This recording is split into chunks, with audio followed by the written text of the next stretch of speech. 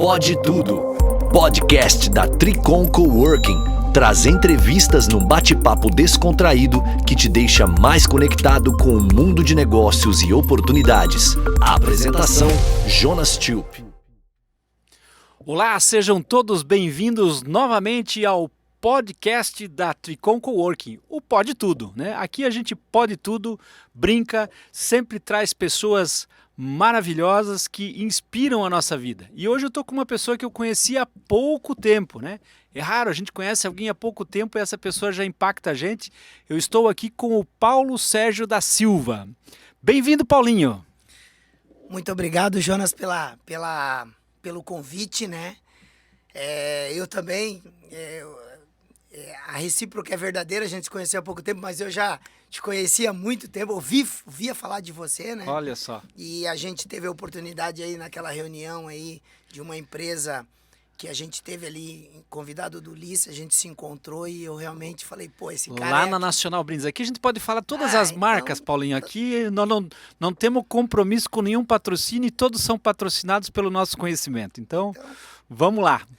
Eu que agradeço, então, a participação. Vamos falar um pouquinho da minha vida, um pouquinho do Instituto, um pouquinho do que eu estou fazendo. Muito bem. Vamos para frente. Instituto. Fala do Instituto. O Instituto ele cuida particularmente de uma atividade bem interessante que é o judô. Conta para nós um pouquinho sobre o judô na tua vida, Paulinho. O judô na minha vida, o judô é tudo na minha vida, né? Tá sendo tudo, foi tudo quando eu competi. Então eu tenho uma história muito legal com o judô, né?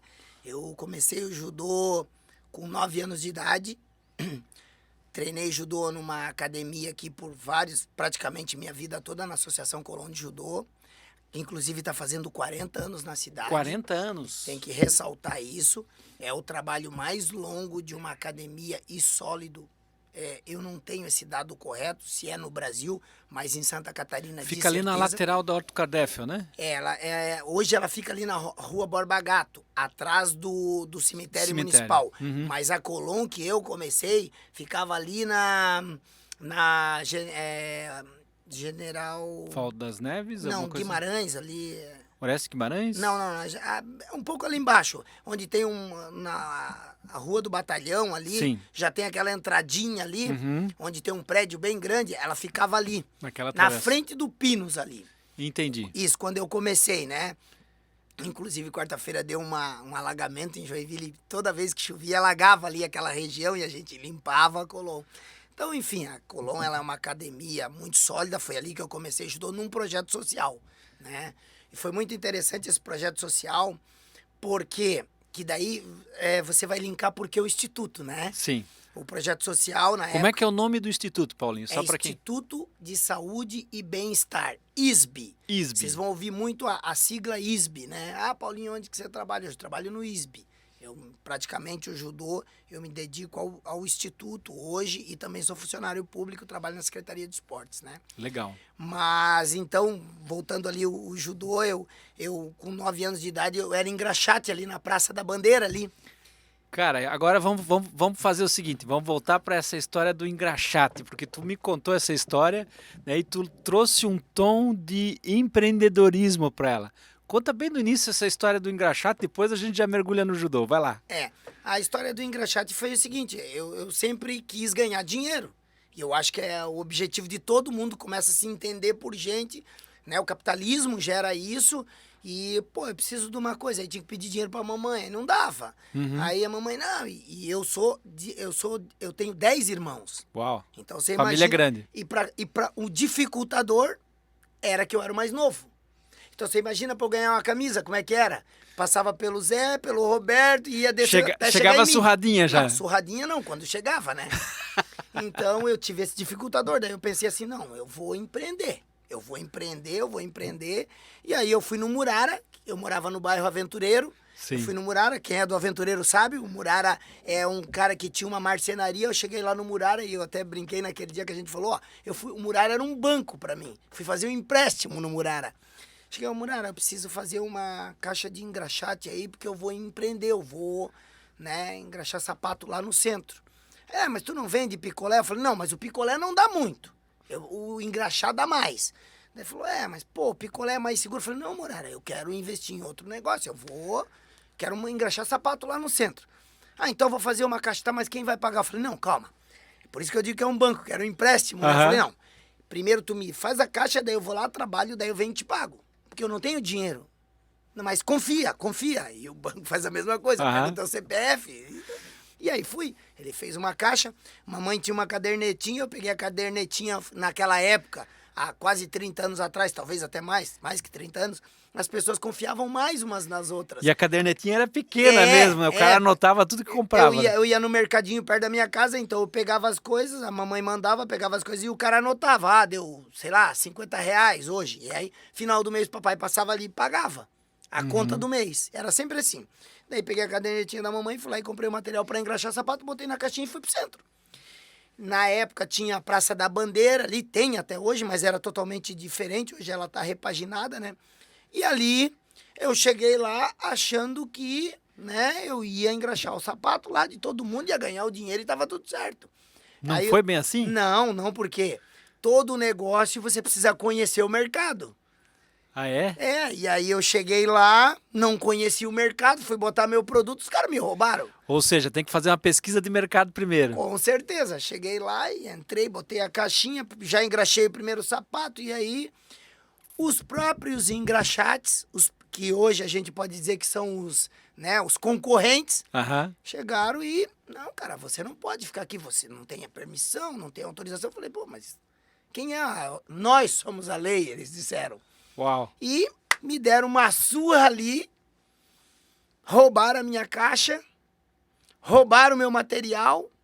Uau. E chorei, eu era muito novo na época. Tu tinha quantos anos? 9 anos? 8 para 9 anos. Uau. Daí fiquei muito chateado, aquilo me impactou muito, né? Porque a violência, ela impacta as pessoas, né? Que ano que era isso? Era aproximadamente 1980, por aí, 1981. Porque em 1982 eu entrei no judô, então não demorou muito. E aí eu peguei, voltei para casa muito, mas muito chateado, machucado. E mamãe falou, olha, cara, esquece isso. Eu falei, não esquece, não vou esquecer. E aí foi o que eu disse aquele dia, a gente precisa ser resiliente. Aí absorvi aquilo ali, fui lá no Murara de novo, passou uma semana, falei pro Murara, Murara, expliquei a situação, eu falei, faz uma outra caixa pra mim. Ele falou, pô, cara, mas você nem me pagou a primeira, agora você quer fazer outra? Eu falei, não, pode confiar que agora eu vou tomar uns cuidados aí, tal. Contou a história pra ele? Contei a história, refiz todo o processo e voltei pra praça. E na época, quando eu voltei pra praça, eu já voltei meio assustado. Eu falei, pô, agora eu vou tomar um pouco mais de cuidado. Daí eu fui trabalhar no outro lado da rua, que tinha uma choperia chamada Barracão. Ali hoje, onde é o INSS, ali na... Sim. Aí fiquei ali, ando pra lá, ando pra cá, e os caras de olho em mim. Ah, o cara tá lá de novo. E aí eu engraxei um sapato ali. Quando eu engraxei, uma pessoa que passou, engraxa aqui e tal, engraxei. O cara pegou e falou pra mim assim, me pagou, e aí eu saí. Quando eu saí, o que aconteceu? O pessoal atravessou a rua e me cercou ali de novo. E ali quebraram a minha caixa e me bateram de novo. Segunda caixa e roubaram o meu material. De novo. A força e tal. E eu fiquei muito chateado porque ninguém me ajudou. Aí eu não sabia, porque realmente eu fiquei muito impactado pela segunda vez, mas eu não desisti. Voltei pra casa, aí eu levei uns 10 dias pra voltar, porque mamãe não deixava mais, mas eu era um pouco teimoso. Acho que até hoje sou um pouco ainda, né? Lembrando que tu tinha 8 para 9 anos, né? Hoje exatamente. A gente não deixa nem os filhos sair de casa. Exatamente. Com 14. E aí voltei no Murara. Quando eu voltei no Murara pela terceira vez, ele, não vou fazer. Eu falei, não, Murara, pô. E aí eu fiquei mais de 1 hora insistindo com ele. Ele falou, não vou fazer, cara. Tu nem pagou as 2 caixas, tu quer a terceira. Eu falei, Murara, pô. E fiquei persistindo, e dava umas voltas e persistia. Até que ele falou, tá, vou fazer. Ele fez um pau assim, uma madeira assim, uma tábua assim, falou, ó, leva isso aqui. Rapidinho ele fez. E não tem, porque a outra ele fazia com portinha, era uma coisa mais sofisticada. Chique. Falou, ó, se vira com isso aqui. E essa também não precisa pagar, falou pra mim. Se conseguir pagar as outras, beleza. Daí, mamãe, como não deixou, eu desobedeci. Não façam isso, as crianças que estiverem ouvindo, é verdade. Não façam isso. Mas eu desobedeci a mamãe. Fui lá, peguei a cadernetinha emprestado. E também já não comprei todo o material. Já comprei uma graxa, já comprei umas coisas bem reduzidas. Já foi no mínimo. Isso. E eu associo isso com negócio também. Por quê? Você tem que tomar alguns cuidados, né? Mas aí o que aconteceu? A resiliência ela é importante na nossa vida. Sem dúvida. E aí eu fui pela terceira vez. E pela terceira vez eu quero deixar um parênteses aqui. Até por desconhecimento, falta de fé, eu não sei o que as pessoas têm, mas no caminho eu falei assim, ó, eu não sabia a quem recorrer. Aham. E é difícil quando você não sabe a quem recorrer. Eu virei pro céu assim e falei, Deus, se tu existe, me ajuda. Porque eu não sei o que eu vou fazer lá. Os caras vão... E naquele dia, e hoje com um pouco mais de entendimento, eu sei que Deus ele manda anjos para nossa vida, para nos ajudar. É verdade, manda mesmo. E naquele dia eu desci do ônibus ali, era aqueles Transtus azul ainda, desci do ônibus, atravessei a rua e falei, eu vou no meio da praça ali hoje, quero ficar perto dos caras, para os caras verem que eu sou brabo. E fiquei ali na calçada andando e andando, passou um policial por mim e falou, e aí, você engraxa sapato? Aí eu falei, eu engraxo, só que eu não posso engraxar aqui. Aí o cara falou, mas por quê? O policial, tinha uns coturnão, né? Aham. Aí ele, por quê? Eu falei, porque os caras já me bateram aqui 2 vezes, roubaram meu material e eles não deixam eu ficar aqui. Aí o policial falou, senta aqui, engraxa minha bota aqui, dá uma trabalhada aqui e eu vou te proteger. Uau, que legal, cara. Pô, daí eu fiquei grande, né? Eu falei, Aham. aí sim, já botei, ele botou a bota, já caprichei a bota, gastei quase toda a minha graxa na bota dele. E ele virou pra mim e falou assim, olha, cara, fica tranquilo, a partir de... Pode ir onde tu quiser aqui na praça. Aí eu falei, eu vou lá no meio dos caras, já que ele vai me proteger, né? E aí cheguei lá no banco, eles ficavam num banco assim, era um banco de concreto, eu cheguei lá e sentei, botei minha caixa, sentei, botei o pé em cima da caixa e falei, ó, hoje ninguém vai mais me tirar daqui. Aí os caras, não sei o quê. Aí o policial só fez uma assobiada de longe, assim, ó.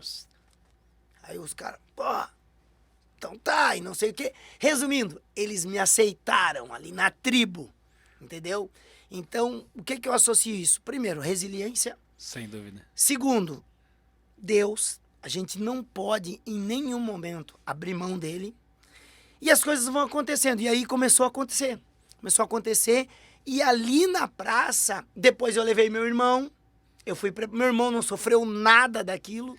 Você fez amizade com aqueles que eram os teus perseguidores, né? Exatamente. Os meus concorrentes. Teus concorrentes. E depois eu passei por uma experiência, foi bem impactante também, porque eu comecei a conhecer o pessoal do calçadão, e eram todos meninos que tinham envolvimento com droga, roubavam, e tinha um supermercado ali, próximo do calçadão, chamado Riachuelo. Sim, eu lembro. E eles roubavam muito naquele supermercado. E várias vezes eles até chegaram a me agredir para eu também ir roubar lá. Uhum. Mas eu não fui, nunca fui. Né? Eu tinha alguns princípios que o papai tinha me ensinado em casa. Era 2 supermercados no centro, Riachuelo e Odivan. Isso, mas a gente ficava muito próximo ali do Riachuelo. Riachuelo, que ele era muito próximo do calçadão. Sim. E outro detalhe, o pessoal do calçadão não podia engraxar na Praça Nereu Ramos, na Praça da Bandeira, e nem o pessoal da Praça da Bandeira podia ir na Nereu Ramos. Isso já era um acordo de mercado. Exatamente, um acordo de mercado, que eu fui entender isso ao longo do tempo. Enfim, e aí, quando a gente estava no horário vago nosso ali, era de graminha ali, a gente ficava lutando. E um dia passou um outro anjo, que foi o Jorge, né? E viu a gente lutando, e se agarrava, e chutava, e briga ali e tal. Que era uma maneira que a gente tinha também de passar o tempo. E ele perguntou, pô, vocês não querem entrar no judô aí e tal? Aí eu olhei assim, não, eu quero. Mas o que é o judô? Não, o judô é luta. Vocês ficam lutando aqui, vamos lutar com roupa e tal. Falei, eu quero. E daí ele organizou, ele tinha esse contato com a Colom na época, que era o professor Ica e o professor Silvio. Aham. E aí pegou os nomes de algumas pessoas e disse, ó, tal dia, 6 horas da manhã em tal lugar. E eu fui. E o Jorge não era atleta de judô? Não, o Jorge, ele era um assistente social que cuidava das crianças em vulnerabilidade social. Que legal. Então, como eu estava no meio ali, tinha muita criança com vulnerabilidade social, ele tinha esse cuidado. Ele ali, às vezes, sentava conosco, entendeu? Explicava. Ele tinha o linguajar dos garotos próprio. E aí ele nos levou para a academia e cheguei lá, eu me deparei com o professor Icracir, que é uma imagem que eu tenho até hoje. Ele saiu do vestiário de kimono, faixa preta, eu falei, é isso que eu quero.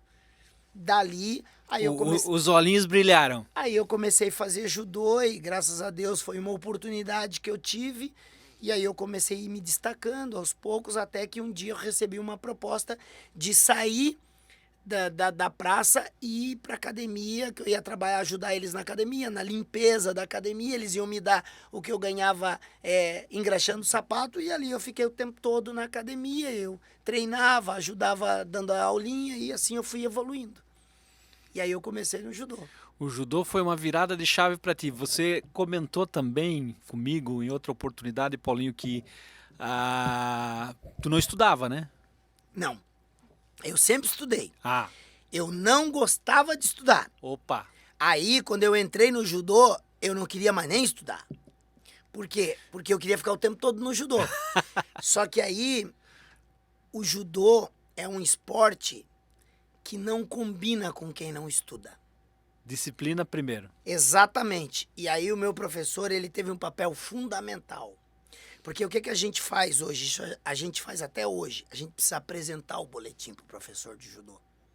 Isso acontece hoje no ISB até também. hoje o ISB faz isso com uma certa maestria até. A gente tem um controle disso. Por quê? Porque a educação transforma as pessoas. E interessante, Paulinho, é pensar assim que muitos pais em casa não sabem nem que existe um boletim na vida do filho, né? Papai também não sabia, mas o Icra sabia. Aham. E aí, como eu gostava de lutar e tal, e comecei a ir para as competições, ele falou, mas você precisa melhorar. E eu tinha um problema grave, eu brigava muito na escola. Tanto é que a minha mãe não deixou eu ir pro judô. Ah, tem essa história também. Opa! Porque na primeira semana que eu comecei pro judô, eu não tinha roupa. Daí e eu tava indo escondido. Aí mamãe dizia assim, tá, mas por que você tá saindo tão cedo, terça e quinta? Eu falei, não, mamãe, porque terça e quinta é os dias que dá mais trabalho lá na praça. Tu era liso, hein, cara? E aí eu ia pro judô antes, eu treinava judô das 6 às 7 da manhã. Porque às 7 horas já começava as turmas regulares na Colón, né? Então a gente fazia antes. E daí chegou uma hora que eles fizeram uma campanha numa rádio, e hoje a gente faz isso no Instituto, eu reproduzo isso. Que A ideia da época. É, da época. Então eles fizeram uma campanha na rádio, tinha muitas pessoas que tinham kimono em casa, porque troca os kimonos, guri, que fazem judô. E aí eles doaram pra rádio, eu ganhei a calça de uma parte de um kimono, a parte de cima de outra, eles me deram, ó, tá aqui o kimono pra você começar a treinar. O Icra arrumou o kimono pra mim, o Jorge também, e eu peguei um kimono velho, a parte de cima de um e a calça de outro. E foi aquilo pra mim, era o máximo. Sim. Eu tinha roupa, pelo menos. Só que mamãe não deixava eu ir pro judô, porque eu já tinha um histórico de muita agressividade na escola. Eu brigava demais na escola. Então eu já tinha sido várias vezes suspenso. Eu tinha um comportamento muito ruim na escola, né? E aí mamãe, como muitas pessoas fazem essa analogia, não, pô, o cara vai entrar numa luta, ele vai piorar. Muito pelo contrário, é o inverso. Porque você começa a descarregar a tua energia no tatame, na luta, no boxe, sei lá, ali na tua atividade. E se você for bem orientado, você tem uma transformação de caráter. Porque a luta, principalmente as de origem japonesa, elas têm esse viés, digamos assim. Enfim, e aí, mas eu chegava no meio, eu passava numa trilha de matinho, eu escondia meu kimono no mato pra mamãe não descobrir. Só que isso foi indo assim durante uns 15 dias. Imagina como é que tava o meu kimono. Ele tava andando sozinho no mato já. Aí um dia eu cheguei pra treinar, os meus amigos, pô, velho, eles chamavam de neguinho, ô neguinho, tu não lava esse kimono aí? Eu falei, então, cara, tá meio complicado. Tu derrubava o adversário só no cheiro? Aí o Icra me chamou e falou, cara, você precisa lavar esse kimono. Eu falei, aí eu contei pra ele a história, eu falei, cara, é que minha mãe não deixa eu vir pro judô. Se eu levar o kimono pra lavar, daí ela vai descobrir que eu tô vindo e eu não vou conseguir vir mais, ela não vai deixar. E ela me bate, mamãe é dura. Daí ele assim, não, faz o seguinte, fala pra ela, me ligar, entrar em contato comigo que eu explico pra ela. Aham. Vai falar isso pra uma pessoa que... Que já não quer? Não quer. A cultura na época, minha mamãe era uma pessoa muito... O Natan, meu filho, usa um termo assim, era meio chúcara, sabe? Aham. Eu falei, não adianta explicar isso pra ela, não vai entender. Aí eu usei uma outra estratégia, que é igual no negócio, né? O negócio não tá dando certo, você tem que arrumar uma outra estratégia. Sempre tem mais de um caminho. Eu cheguei pra mamãe e falei, mamãe, eu tô fazendo judô, Só que é o seguinte, agora eu já entrei. Agora, para eu desistir, eu tenho que pagar uma multa e tenho que devolver essa roupa para eles lá, que eles me emprestaram. Aí mamãe ficou muito braba comigo e disse, pô, eu te falei que eu não queria que você fizesse isso. Eu falei, mamãe, se eu brigar na escola, você pode me tirar.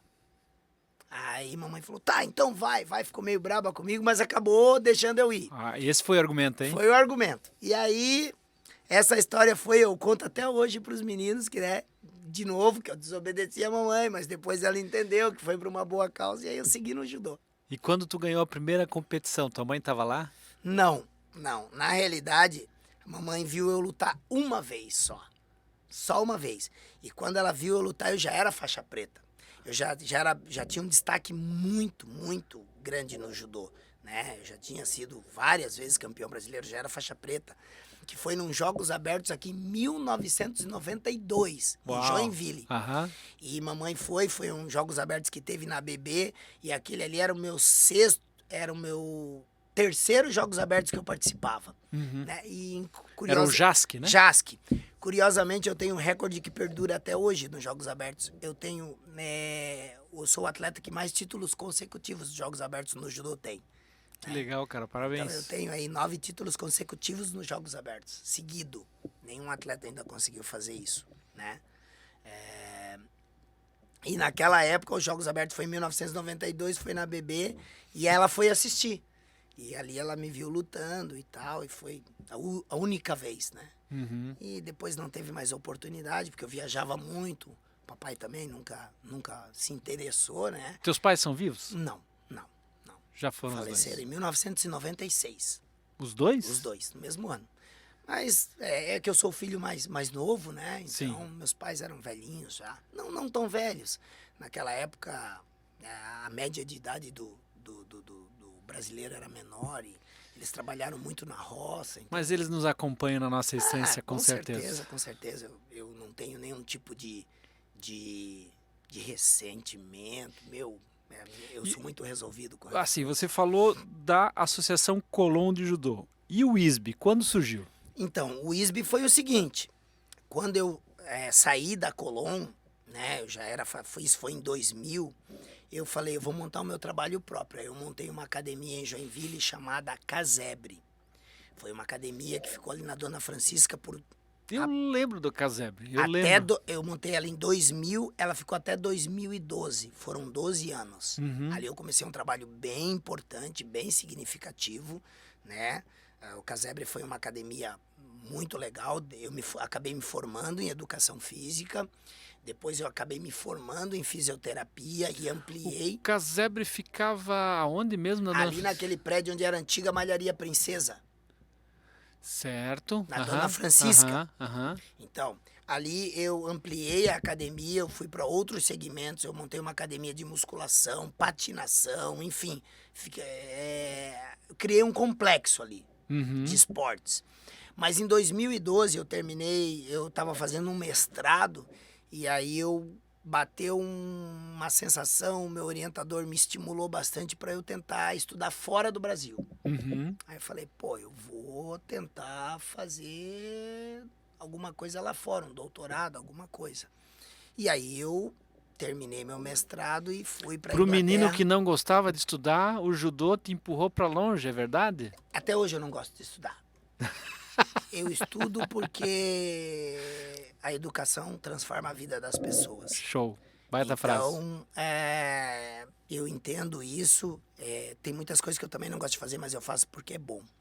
Estudar é uma delas. Eu continuo não gostando.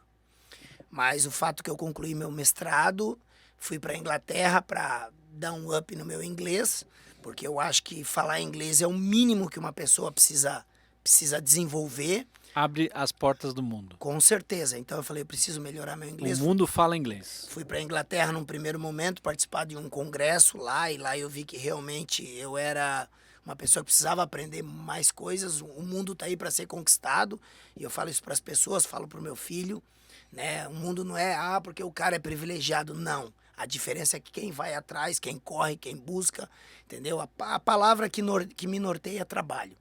Tanto é que lá no Instituto vai ter a seguinte frase, trabalhe duro, trabalhe duro.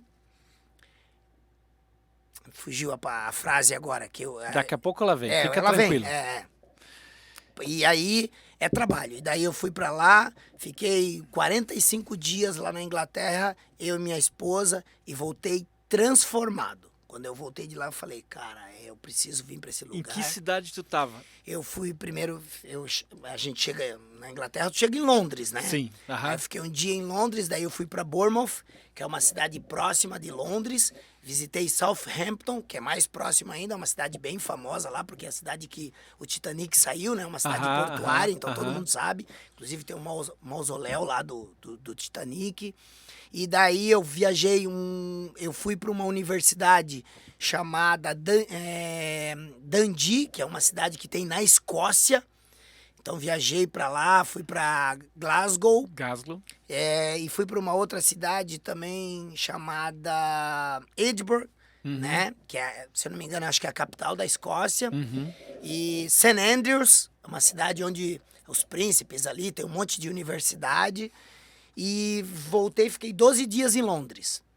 Rodasse bastante, então. Fiquei 12 dias em Londres, participei desse congresso e voltei pro Brasil. Quando eu voltei pro Brasil, eu falei, amor, vamos vender tudo que temos aí, eu vou fazer meu doutorado lá.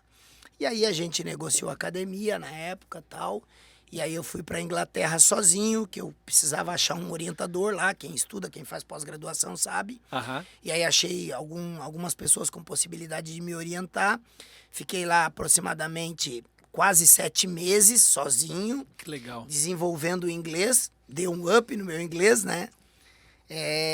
E fiquei me alinhando para fazer meu doutorado lá. Mas aí alguns problemas acontecem, né? O nosso governo aqui desfez um programa que era o qual eu estava me inscrevendo, que era lá eles falavam Science Abroad, né? Que é o Ciência Sem Fronteira. E aí estava num problema de governo, mudança de Dilma para Temer, e eles cancelaram o programa. E aí também não consegui fazer todo o processo e acabei tendo que suspender. Mas agora eu tô aí já no 2º ano do doutorado, né? Eu acabei meu mestrado e já iniciei o doutorado. Eu tô aqui na Univille com uma possibilidade de fazer os 2 últimos anos lá. Existe essa possibilidade. Mas eu tô aí na mão de Deus aí para ver o que Deus quer. E aí, quando eu voltei da Inglaterra, eu falei, eu tinha vendido a academia, eu falei, agora eu vou trabalhar só com o judô social. Eu vou tentar devolver pro judô o que o judô me deu. Que show, cara. E aí eu criei o instituto, chamei alguns professores que eram alunos meus, expliquei para eles a ideia e eles, não, professor, tamo junto. E aí nós criamos o ISB, Instituto de Saúde e Bem-Estar. Por quê? Porque nós não queremos ganhar dinheiro. Eu tive um sonho e Deus colocou no meu coração que eu tinha que fazer o que Ele quer. E o que Ele quer? Salvar vidas de crianças. Não é que pessoas adultas não são importantes, não é que velhos não são importantes, mas a criança é a base. Transforma. Por quê? Se você resgata uma criança, ela transforma. Porque essa criança, uma coisa que tem que ficar bem clara, essa criança, ela vai construir uma geração. Sim. Se é uma criança saudável, ela vai construir uma geração saudável. Sim. O velho ou a pessoa adulta que já construiu a sua geração, ou está contaminada, ou é saudável. Mas a criança não. Então, é a criança que nós vamos atacar. E o judô ajuda a levar muitos valores, né? Traz aquilo que o jovem, que a criança está precisando. E aí nós criamos o Instituto, e aí, em parceria com a Secretaria Municipal de Esportes, o que a gente faz? A gente vai dentro dos bairros com maior vulnerabilidade social que tem em Joinville, e a gente monta uma escolinha de judô, e aí o que o judô faz? Agrega. As crianças aparecem. Aparece o que tem kimono, aparece que tem o sem kimono, aparece tudo, menina. E ali a gente começa a se deparar com histórias impactantes. Ali você começa a ver o que realmente o judô pode fazer. Ali a vida começa a te ensinar de novo, né, Paulinho? Exatamente. Aí eu vi que a minha infância foi boa. Sabe tudo. E a tua infância já foi uma infância batalhada, lutada, né, próximo de, vamos dizer assim, de uma série de coisas que também eram negativas, né? E Deus te levou para o positivo. Né? Exatamente. Então, assim, a gente já tem números para apresentar para a sociedade joinvilense. A gente já tem números. A gente já tem hoje professores que estão trabalhando conosco no Instituto que começaram no projeto. Sim. Você está entendendo? Então, isso é dado. Você é um exemplo. Mas assim, hoje eu tô falando já do ISB. Uhum. Então, quando eu voltei da Inglaterra em 2015, hoje nós estamos em 2022, 7 anos, nós já temos professores faixa marrom que já tá dando aula. Que já legal. tá na Univille fazendo educação física. Você tá entendendo? Então, E foi um jovem em vulnerabilidade. Exatamente. Então, assim, tivemos alunos que já foram assassinados também. Então, a gente se depara com isso no dia a dia. Então, assim, eu não tô te falando de algo que eu acho que funciona. Eu tô te falando de algo que funciona. E fala do templo agora que vocês vão criar, o templo do judô. Daí todo mundo que casa quer uma casa. Isso. Então a gente está lá dentro da secretaria e o poder público não consegue absorver tudo porque tem uma demanda muito grande. Sim. E aí eu comecei nas minhas loucuragens de cabeça com meus professores ali, a gente junto e debatendo. Eu falei assim, cara, nós precisamos construir um lugar para nós. Não, mas como? Eu falei, vamos montar um planejamento.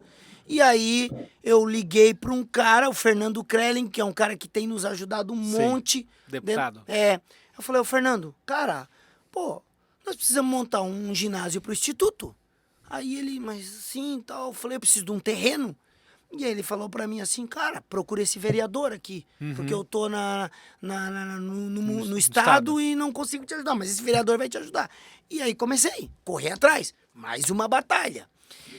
Encurtando a conversa, o final de dezembro do ano passado, o prefeito Adriano sancionou uma concessão de um terreno ali para nós na Avenida Santos Dumont, que foi um lugar que escolhido, e depois numa outra oportunidade eu conto a história desse terreno, né? Que vai ter aí as Jesuicidências, Sim. né? Nós temos um terreno de 3.000 metros quadrados ali. Nós vamos subir um ginásio específico para treinamentos de judô e nós ampliamos ele. Por quê?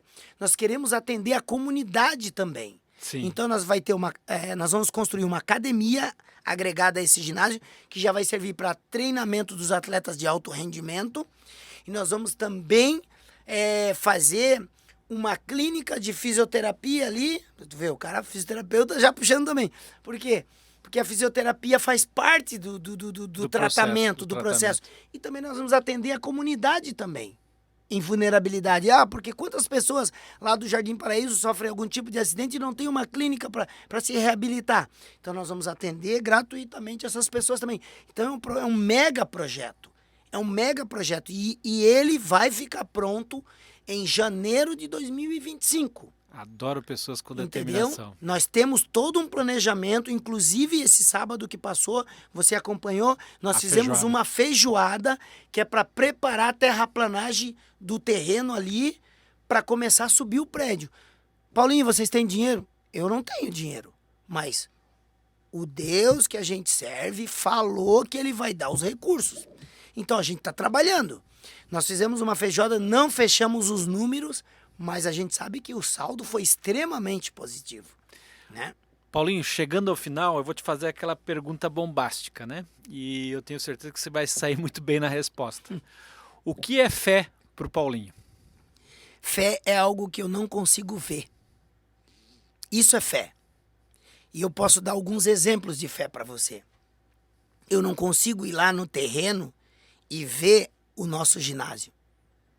Mas se eu fechar o olho, eu sei como é que ele vai estar. Isso é fé. Fé é você subir dentro de um avião e você não vê ele pousando onde você quer ir. Mas você sabe que ele vai chegar. Então isso é fé. E fé é uma coisa muito pessoal. Ou você tem ou você não tem. Alguns têm fé de mais, outros fé de menos. Exatamente. Então essa é a minha fé. Eu não tenho dúvida nenhuma que a gente vai conseguir atingir os nossos objetivos. Primeiro, que a gente acredita. Segundo, que a gente trabalha demais. Então, assim, a frase eu lembrei. Trabalhe duro, divirta-se e faça história. Olha aí, ó. Essa é a frase que vai Falei que ela voltaria. Meu amigo, estamos finalizando. Eu queria que você desse uma mensagem final para quem está nos ouvindo, Paulinho. A mensagem que eu dou... eu vivi muito no meio de atletas, né? Eu vivi muito no meio de atletas, então eu tenho um pensamento muito... Minha mulher diz que eu sou muito acelerado. E eu digo o seguinte para vocês: se você acredita que pode, é uma verdade. Se você acredita que não pode, também é uma verdade. Você escolhe o seu caminho, entendeu? Então, independente da tua religião, independente do que você faça, acredite sempre que você pode. Muito bem. Gente, essa foi uma conversa espetacular aqui com o Paulinho, né? Agradeço a tua presença, Paulinho, e tenho certeza que nós vamos voltar em outros programas aqui com histórias também inspiradoras, como a história de vida do Paulinho, né? Que começou a empreender com 8, 9 anos e hoje é um dos defensores do judô como um projeto para resgatar a dignidade e resgatar e transformar as vidas dos jovens em cada um dos bairros da cidade. Valeu, Paulinho. Valeu. Pessoal, até a próxima. Tchau, tchau. Você ouviu o Pode Tudo, o podcast da Tricon Coworking com Jonas Tube.